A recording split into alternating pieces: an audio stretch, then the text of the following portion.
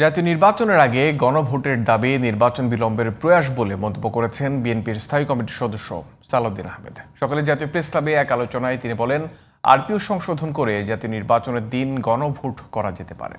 ষড়যন্ত্র মোকাবিলা করে আগামী নির্বাচন সুষ্ঠু করাটাই অন্তর্বর্তী সরকারের মূল চ্যালেঞ্জ বলেও মন্তব্য করেন সালাউদ্দিন আহমেদ। মনিরুজ্জামানের আরও একটি রিপোর্ট। সোমবার সকালে জাতীয় প্রেস ক্লাবে আগামী নির্বাচন গ্রহণযোগ্য করার চ্যালেঞ্জ ও সম্ভাবনা শীর্ষক আলোচনা সভার আয়োজন করে নাগরিক যুব ঐক্য। এতে যোগ দেন বিএনপির স্থায়ী কমিটির সদস্য সালাউদ্দিন আহমেদ। তিনি বলেন, বিভিন্ন দাবি তুলে দেশকে অস্থিতিশীল করতে চায় একটি গোষ্ঠী। আগামী নির্বাচনের জন্য অন্তর্বর্তী সরকারের কাছে এটি বড় চ্যালেঞ্জ। আগে গণভোট হতে হবে, কনস্টিটিউশন অর্ডার করতে হবে, এগুলো আমাদের মনে হয় পরিহার করা উচিত। এগুলোই হচ্ছে মূল চ্যালেঞ্জ, নির্বাচনটা চ্যালেঞ্জ না। যারা নির্বাচন বিলম্বিত করতে চায় বিভিন্ন কায়দা কানুনের মধ্য দিয়ে, সেটাই হচ্ছে চ্যালেঞ্জ। অথবা বিভিন্ন ইস্যু সৃষ্টি করে আলোচনায় এবং রাস্তায় একই ইস্যুতে আন্দোলন করে যারা একটা বিভ্রান্তি সৃষ্টি করতে চায় জাতির মধ্যে, সেগুলোই হচ্ছে চ্যালেঞ্জ। সালাউদ্দিন আহমেদ বলেন, জুলাই সনদ বাস্তবায়নে গণভোট নিয়ে যে বিতর্ক তৈরি হয়েছে সেটির সমাধান জাতীয় নির্বাচনের দিনই করা সম্ভব।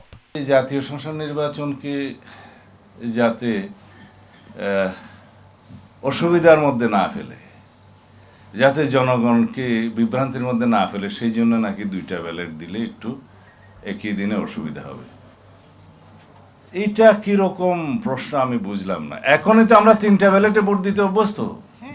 আরেকটা জাতীয় সংসদ নির্বাচনের মতো বিশাল আয়োজন করে শুধুমাত্র গণভোটের জন্য দেশকে প্রস্তুত হতে হবে, সেটা হচ্ছে অসুবিধা।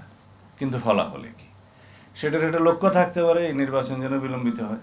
এদিকে বিকেলে বিএনপি চেয়ারপারসনের গুলশান কার্যালয়ে দলের মহাসচিব মির্জা ফখরুল ইসলাম আলমগীরের সাথে সৌজন্য সাক্ষাৎ করেন ঢাকায় সফররত তুরস্কের উপপররাষ্ট্রমন্ত্রী এবেরিস একেনচি। এ সময় ঢাকায় নিযুক্ত তুরস্কের রাষ্ট্রদূত রামিস সেন সহ বিএনপির শীর্ষ পর্যায়ের কয়েকজন নেতা উপস্থিত ছিলেন। বৈঠক শেষে বিএনপির স্থায়ী কমিটির সদস্য আমির খসরু মাহমুদ চৌধুরী বলেন, বিনিয়োগ বাড়ানো সহ রাজনৈতিক নানা ইস্যুতে আলোচনা হয়েছে। আগ্রহ প্রকাশ করেছে আরো অধিকতর বিনিয়োগের জন্য, এবং এর জন্য দুই দেশে যে চেম্বার আছে, টার্কি বাংলাদেশ চেম্বারকে আরো শক্তিশালী করার ব্যাপারে আলোচনা এসছে। টার্কিও সবার মতো অতি সত্বর নির্বাচনের মাধ্যমে নতুন সরকার আসলে নতুন সরকারের সাথে কাজ করার জন্য উদ্গ্রীব।